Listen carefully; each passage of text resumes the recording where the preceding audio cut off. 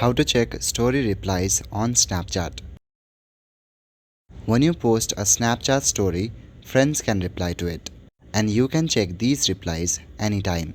To check these replies, open Snapchat on your device. At the top left corner, you will see your profile picture or your avatar. Click on that to open your profile section. In your profile section, if you scroll down, then you will see a section called Stories. Under the section Stories, you will see all the stories that you have posted so far. Since I have posted nothing, then there's nothing to show.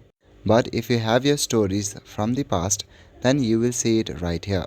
Along with the stories that you have posted, you will also see all the replies from your friends.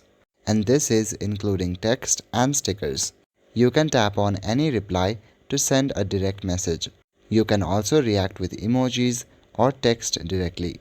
So this is how you can check your story replies on Snapchat. That's all for today. Thank you.